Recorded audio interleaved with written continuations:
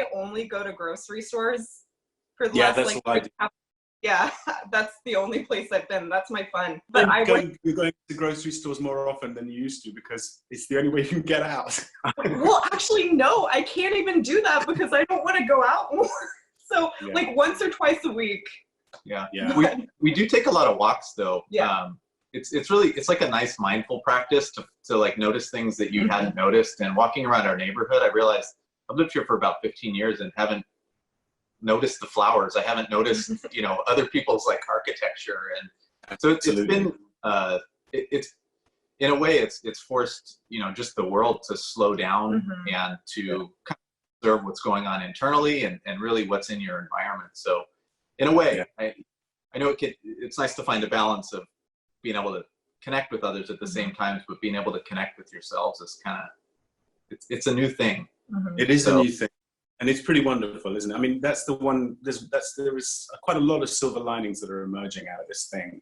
And one of them is a lot of people are reconnecting with their home, their house, where their family might be, or even if they just have a pet there, but they're getting a slightly different relationship to the outside world, to the corporate world in particular. You know, so those people who work in offices and that the worship of that cathedral that is the office of corporate America is subsiding, which is kind of interesting. I mean, there's always going to be tension, but I love the fact that people are connecting with, even if they don't live with their families, they're talking to them more often. And that's pretty wonderful. And as you say, the mindful nature of going out and noticing there are leaves on this tree. Oh my God, it's a tree. They're pretty. It's been great. We have lots of, You're sorry, going to be much more interesting. No, you're going to be much more no, you're the most interesting person. Here's the question. No, you're the most interesting person. No, but it's actually been good at connecting with people through Zoom because I have like college friends who I haven't spoken with since college, and I'm reconnecting with them, and we're actually planning like projects and stuff to do over Zoom, but that never would have happened had all that happened. So I try to, like, you know, look at the positives. There's a lot of negatives that we're all aware of, but I try. Yeah, sure, but we're rolling with those punches. And so how do you? What sort of projects are you thinking of, or just name one element of a project you think? Well, you might give someone else an idea. Yeah, no, actually similar to what you and Andy did. Like, because well, I used to be an actress, not since COVID, but you know, small theaters here and there. Me too. And, and all of us are just like, you know, itching to act and stuff. So we were thinking of doing like Shakespeare or like a version of Bard in the Bar, which was really fun. I used to do that in my younger years, but where you go and perform at a bar, but the actors are having some drinks too. So it just gets like, you know, a little. Cool. Oh yeah. Do you have any writers in your group? Do you have anyone who's a writer? I do. Yeah. Quite. Because you could come up with an idea. The challenging thing that I found when we just started this, when Andy and I started this we started thinking about doing this, actually pretty close to 3 months ago, was to come up with a thing that was specific to Zoom.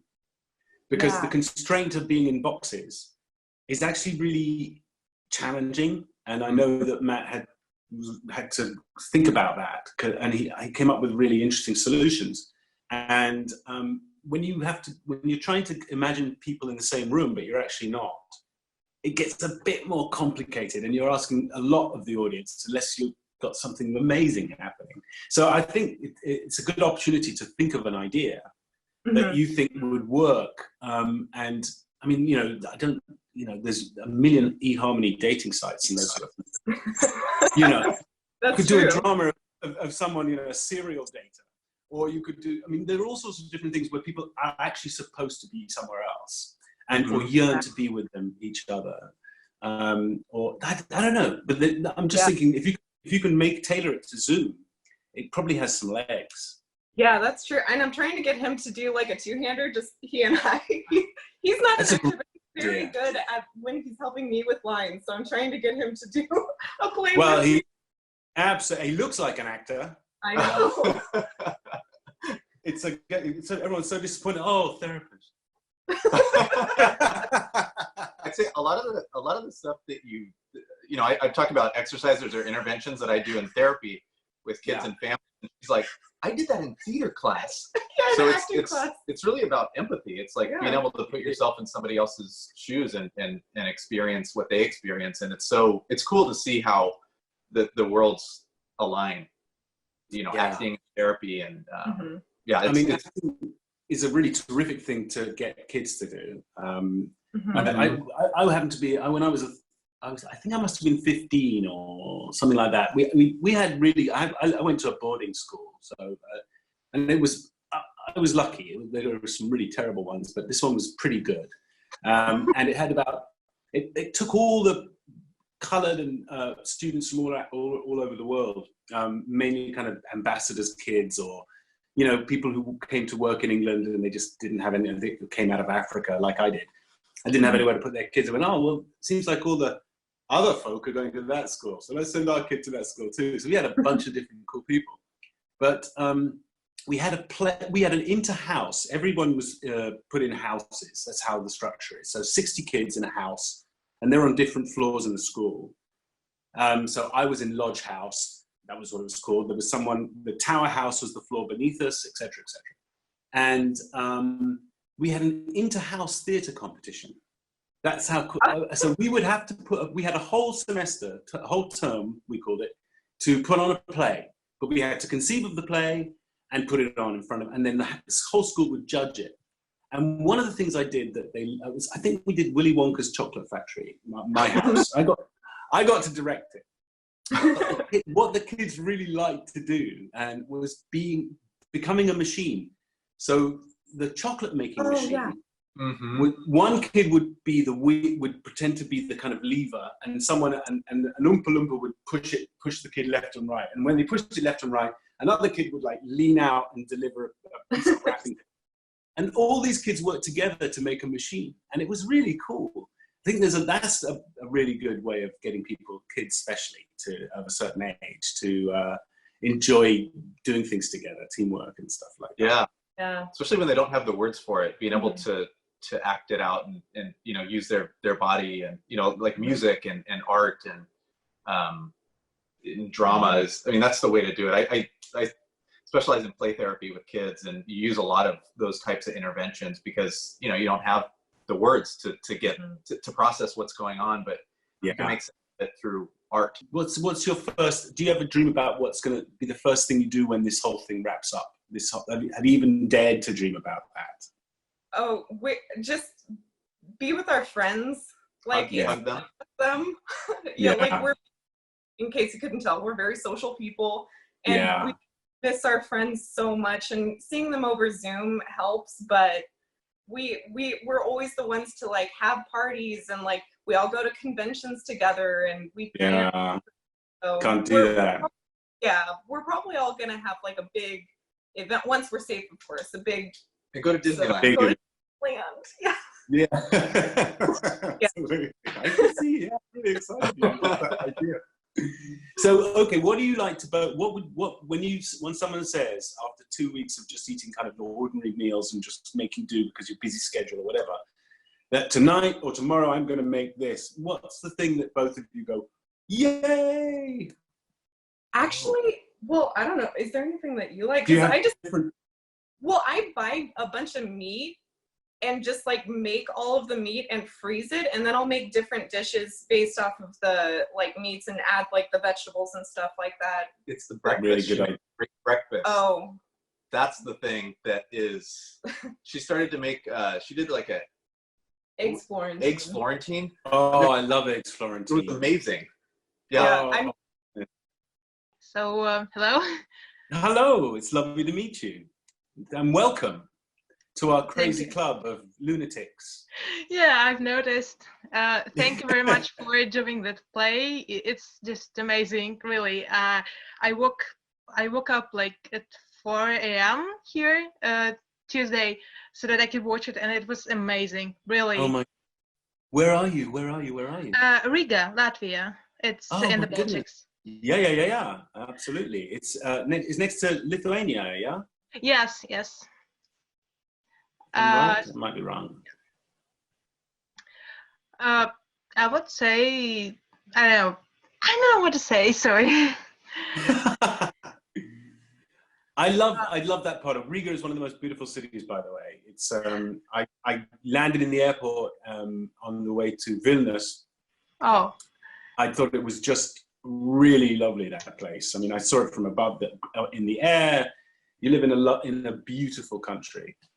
Yeah, it really is. It's like I really like Old Town, and yeah, it's beautiful. Do you have a lot of different people from all over the world there? Not really. We Is have it beginning? perhaps, but no, I mostly locals, so no. It's like Lithuania. They haven't been independent long enough to really start finding new people. Yeah, but like there are some minorities, and for example, Russians. There are a lot of Russians, and yeah, there are a few political problems with that, but overall it's okay. And yeah, so it is a well. I can't say it's a diverse community, but we've got some different people too. Yeah, they used to joke in because I did a movie last year in Vilnius, and if you saw a big car like a Porsche or a Mercedes, they would say, "Ah, it's a Russian." They're all Russian. Oh, that's funny because I'm Russian, but yeah. I really enjoyed my time in that part of the world. I'm going to come back and see more of it. Do you have an idea what you'd like to study? Sort of. Well, I'm kind of interested in astronomy, but I am afraid that astrophysics will turn out too difficult for me. But don't think that. Do you like mathematics? Actually, yeah. That's so kind of I'm hoping to study astrophysics. Yes. That's fantastic. You got to. I think every astrophysicist and physicist has to be a mathematician, just to be able to read the language. Well, keep your bar really high. Nothing's too difficult until you try. You've got to give it a go. Yeah. What sort of qualifications do you need to get to somewhere like? Because does it matter? Your qualifications will be just as good anywhere in Europe. Yeah. Well, I think it's pretty easy to enroll in a UK university, like from what I heard, because they don't expect much from us. They expect usually the average grade should be 8 or something, and out of 10, of course. But it's not a really high score, so I think it's not going to be difficult. Good. That's the way to think, and get on and do it, and become a super astronomer. Thank you very much. Actually, Star Trek kind of interested me in all of these things, and for that I'm grateful. Yeah. But I've only watched Deep Space Nine like a few weeks ago, but it was amazing. Like now I know what my favorite Star Trek is. That's fantastic. That's really I haven't seen the Voyager yet, but I'm sure Deep Space Nine will remain my favorite. I know. It's pretty cool. Voyager's pretty cool too. I didn't watch a lot of it, but I know it's pretty cool because the captain on that is a fantastic actor. But yeah. So what's your favorite thing to do while you're in this COVID place? How do you pass the time? Well, I've been watching Star Trek. Really, I've watched whole TNG and Deep Space Nine, but I'm reading as well. And also, since the quarantine is kind of over here, because we have less than 100 active cases, so wonderful. That's very good. That's good. Really good. I wish we were you. Well, yeah. So I started meeting my friends, and for example, last week we went to the beach, and it was really warm. It was cool. We cosplayed Star Trek last year. It was Spock, Chekhov, and Kirk, but it was like female versions of them. Brilliant. So it was amazing. It was really cool experience, and I would love to repeat it, but I'm not sure with all of this stuff going on. So we don't have Comic-Con, we have different festival, but still it was postponed. Yeah. And well, it's very sad, but they think it's going to happen in September, so I'm really hoping for that. Good luck. Good luck. I think the cosplay scene is a really interesting thing. I think it's happening all over the world. Yeah. I was in Georgia, a state here, years ago, a couple of years ago, not many years ago, and at a convention, they had 75,000 people at this convention over 3 days, and it was all cosplay, and very little of it was Star Trek. It was everything you could imagine. Amazing stuff. A lot of things. I can't remember all the different shows that were represented, and I don't watch a lot of TV, so I don't know mostly, but everyone looked fantastic. Yeah, same. People here are usually cosplaying like video games, but I don't play them, so I'm usually watching and like, wow, that's a really cool suit, but I have no idea who you are, but you are great.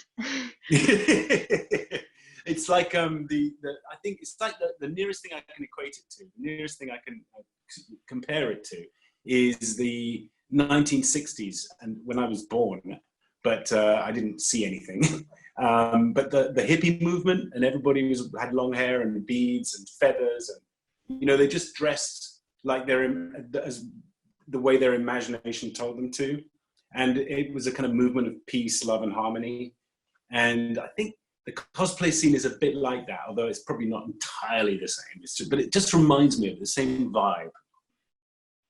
People want to be happy. This community is very like friendly, and it's very interesting to go backstage and actually involve in this. Be involved in this, and it was cool. I was very relieved and proud that you said you were working on your cooking and interested in that, because a while back I procured the Star Trek cookbook, and your sole contribution involves Spam. It's one of the worst possible recipes anyone ever invented. So I was really relieved when you said you were working on your cooking. I was like, always seeking to evolve. Absolutely. It was kind of a joke. It was a spoof thing. I just sort of didn't think it was serious. So you're like, why would you ask for tweet? It's in there. Yeah, it's in there. It's actually what I cooked at the university when I was completely broke. So it was actually useful from that point of view. It was the cheapest possible meal you could cook and feed that's like. What it says. That's what it says there. Yeah. Well, you must be a cook because you seem to take your ingredients really seriously, which I really like, by the way. I do a lot of different things. I do really enjoy cooking. I watch MasterChef Australia, way better than the American version. The best version. It's amazing. We watched Junior MasterChef because we loved it. I mean, I haven't watched it for a while, but we love Junior MasterChef. How do they know how to cook that stuff? Those kids, 6-year-old kid, and they say, right, make a creme brulee, and 30 minutes later, they've all made creme brulees. Sick. How does that work? Well, they start them off very, very young, and some children are just born with certain abilities, certain, like a level of awareness and alacrity for learning that other kids aren't. Have been trying to make a garden in the water here is very ferrous. It's very full of iron, and it makes the plants go yellow. So we set up barrels, and we are planting a garden and trying to work with that. We get water from a spring. We we've planted. I have 2 hoop houses that.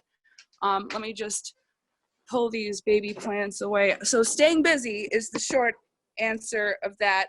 But before I do anything for pleasure, of course, I deal with the COVID situation. We're staying, with my dad, and we're not in danger of, having to, lose where we live because of rent. We do barely afford food.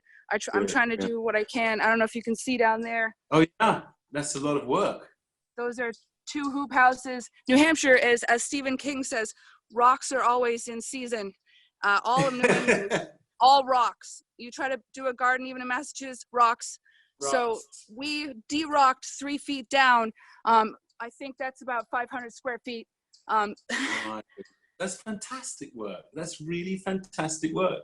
We lost half the crop due to a recent drought, and it's been raining like crazy. We had the heat wave, you know, but I have a lot more plants on the way, so hopefully that'll help, you know, mitigate the food shortage. Absolutely. Tell me when you have a moment to yourself, when you have a moment to de-stress for a second, when you're not dealing with kids and not dealing with whatever, what gives you the greatest pleasure? Well, I like to do a lot of things. My two favorite things are I like to sing and play guitar, and I like to make costumes. I'm a really big Star Trek fan, and sci-fi and fantasy, and I have made quite a few things and done quite a few costumes that makes me really happy. That's fantastic. And I also primarily I like to sing either certain specific kinds of opera or like Soundgarden, like heavy metal kind of music. Wow, that's one extreme to the other. That's really cool. What's your favorite? Intense. Both really intense. What's your favorite kind of opera? Well, I like specific arias like De Hele Rache, My Heart, you know, from the Magic Flute, you know that one. Oh, okay. Who sings it? Oh my goodness, yeah. You know the. I'm blown away. Yes. The Magic Flute one, yeah. Also. And that's the one that goes. That's it. Yeah. I mean, if you ever see, there's a woman named Diana Demrau, I hope I'm pronouncing it right, she's German, and her presence is like, she is massive. Like when Diana, Damrau, she turns around, and when she does those high notes, if you've never heard it before and you don't know what she's saying and you don't speak any German, it sounds happy and twittery and bird-like, but if you hear what she's saying my heart burns with hellfire, and she's singing that high-pitched note like an evil queen of the night, and it's really something, and it made me go, you know. That's great. And you know the Il Dolce Sono, the aria from Fifth Element? From which? I missed that word. In the Fifth Element, the movie, you know, the blue Oh lady. yeah, no, I don't know the Fifth Element at all. What? I don't know it. Should I be watching that too? Yeah, that's Bruce Willis film. It also has Gary Oldman in it. Fantastic. I love Gary Oldman. He is amazing in that really over the top character. Well, there's an aria in that from an Italian opera, and it's called Il Dolce Sono, and that's one of the ones that I like to do too. But you know, in terms of heavy metal, I like to do like Soundgarden and that kind of thing. Really, like Chris Cornell's voice was operatic. Right. Yeah, absolutely. Do you like Foo Fighters, sort of pseudo metal? No, I love the Smashing Pumpkins. Right. Okay. Yeah, because I'm not across it all. There was a couple of Gary Newman. Gary Newman was fantastic. Yeah, he was great. I got to meet him a couple times. I actually did Gary Newman as a costume one year, a couple of years, and I met him in my Gary Newman costume. Oh my goodness, fantastic. That's really cool. Did he have blonde hair or black hair? I always find out what stage. It's black now. He has some great, of course, he's the godfather of industrial music and new wave electronica, but aside from that, he has evolved into doing some of the highest quality Gothic industrial. I mean, it's amazing. It's choice. What is your experience of the last? Because now we're into 4 months. How has your last 4 months been? Ooh, a party. And by that I mean no. I'm joking. No, I do not know. I can't even say it's been fun. I work at a fast food place in town that is also partially a grocery store. So I've been going to work pretty much every day. Yeah. For more hours a day than I was before before it started, because I'm still in school. But after we went to online classes, hey, guess who can work more hours because you don't have class right now? So I've been doing that for about for the last since the end of February, I guess, early March. What are you majoring in? What's your thing? Marketing, with probably like kind of focusing, not even focusing, but on public relations. Wow. Okay. My mum was a PR person in a theatre for years, and that's how I kind of got introduced to the whole theatre world. And she used to take me in because she was busy, and the theatre was a kind of friendly place. It normally is. She'd just leave me, and I just wander around in the auditorium while they were rehearsing with different plays. It was kind of cool. Yeah, I enjoyed it. She took me everywhere like that. And then I may have told everybody this before, but I got to see the Rocky Horror Show in the King's Road at the theatre and at the theatre it moved to. So I got to see it 4 times, and I was only 7, 6. Oh, that's great. And I loved it. I absolutely loved it. And I remember that there was a mummy that had bandages all around him, and he would sing this song, and the bandages would get unraveled, and that was my favorite bit as a child. I remember that really well. I think as an adult, when I've seen the movie, which is pretty good too, if you haven't seen the Rocker Pitch Show, I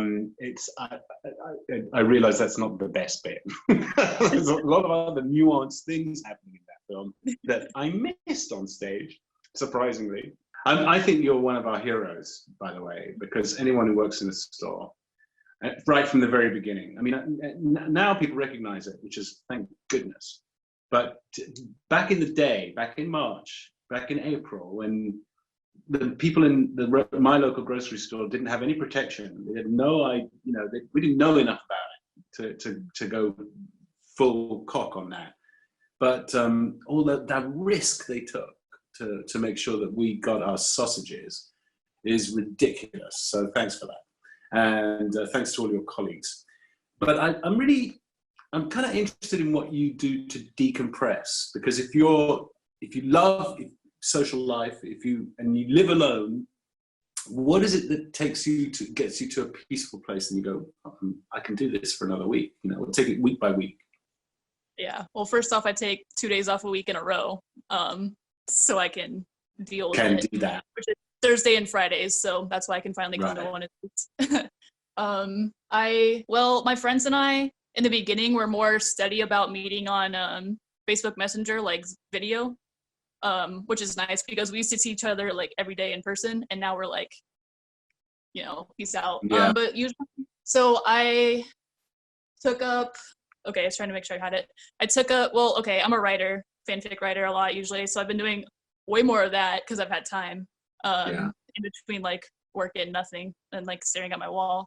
I sometimes do. Yeah, I sometimes do I'll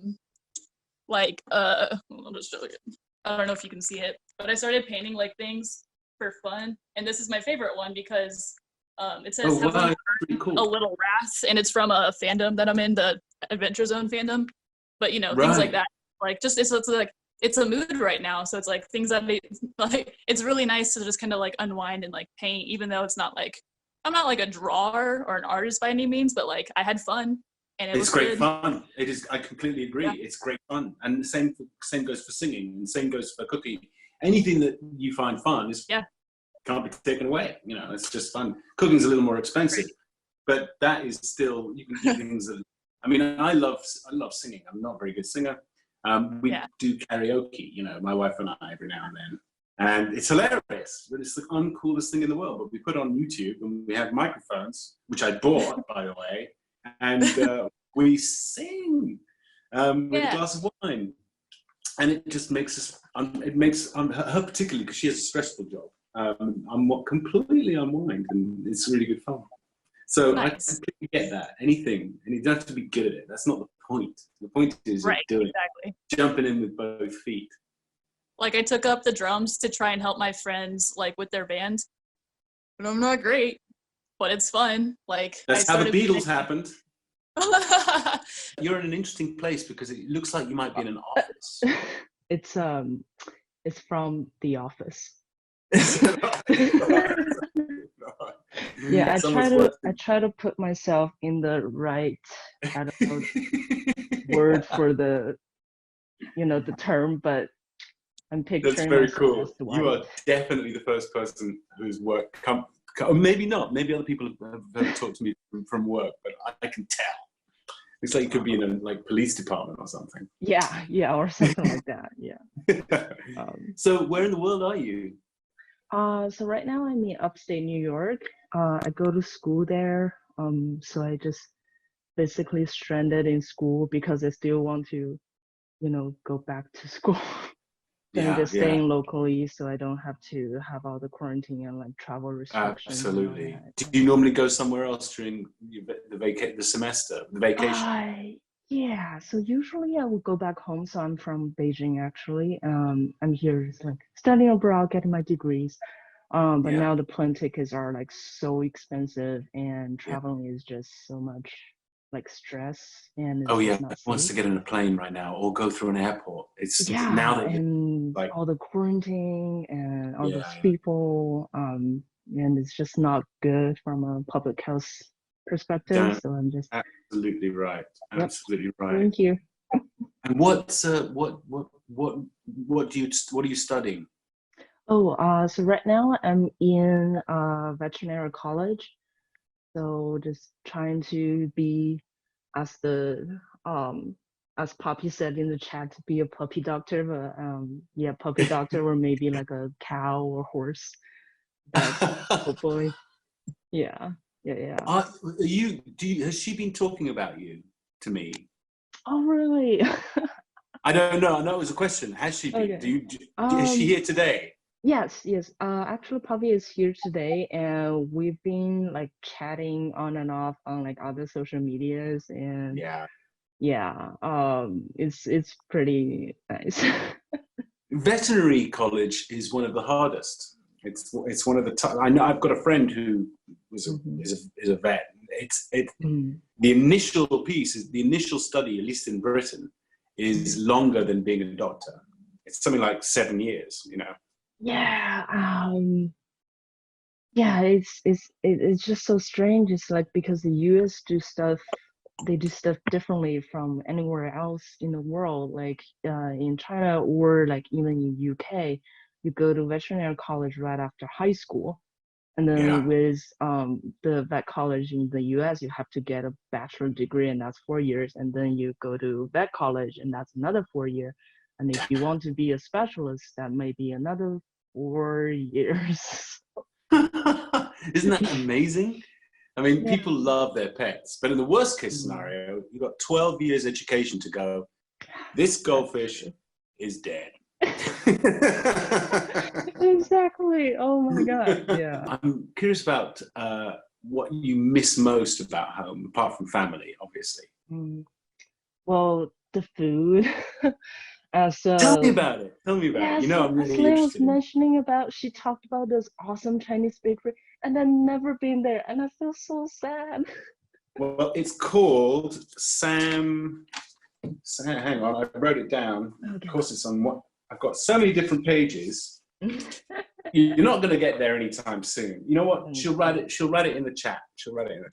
Yeah, I think I got it somewhere, but not exactly a neat person, but Chinese food here is so it's especially for Americans.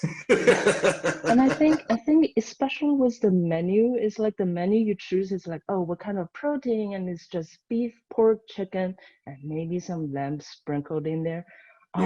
It's just the menu is totally different back home. You can just eat whatever you want, and you don't have to just have broccoli and beef. You can have whatever, beef and tofu, and that's another thing that I don't really understand with Chinese food here in America. It's you can have both tofu and meat. You don't have to have one or the other. Absolutely. I'm just learning. This year, I'm just learning how to do some of that food. It's really interesting because it's all about preparation, and you have to have things, like one thing, like say a spicy sesame ingredient with miso, would take about an hour to make, but it's only one ingredient in the next thing. Yeah. So you've got to build up from the bottom. You can't just make something really quickly. It's not prime colors. It's really sophisticated set of flavors that they build up in the whole of Asia. I'm talking, Vietnam. That's why we need Asian markets. That's why we need Asian markets. Is there decent food around you? It's actually pretty good. So with the whole quarantine thing, my roommate, she's Chinese American, and we're actually discovering a lot of local restaurant that's doing pretty good. And yeah, it's really interesting. And they have surprisingly decent Chinese food around here, and Korean food. Great, that's fantastic. Yeah, I think I don't know very much about Chinese food because I don't believe that I've been to authentic China. I've never been to China, so I don't believe I wouldn't know authentic Chinese food if it hit me in the face. I really love the flavors of all that area. I love all that kind of. It just hits the spot, doesn't it? It's just like this is designed to be really delicious. So enjoy it. Does it seem like there's nothing to do, and because your social life is gone? Just work hard. Yeah, I don't really like go out with friends or anything like that. I just need to power down and be with myself.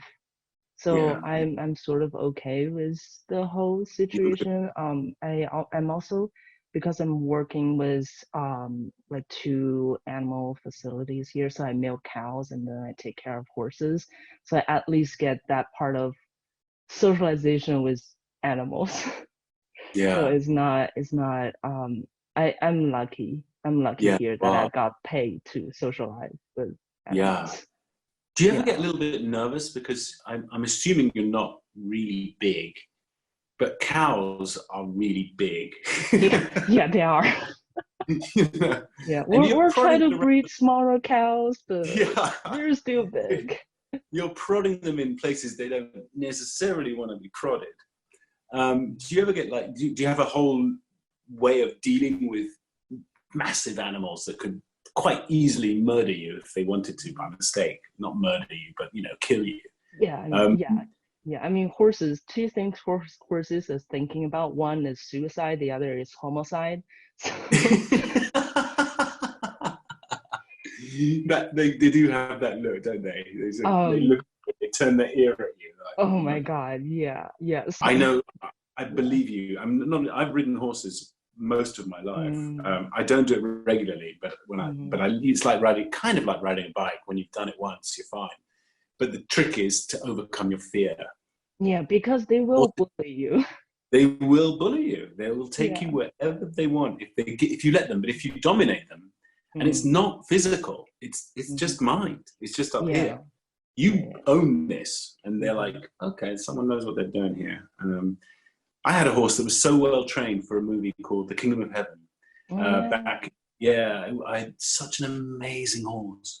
If I touched it just under here, it would just get up on its hind legs, and then it would go back down.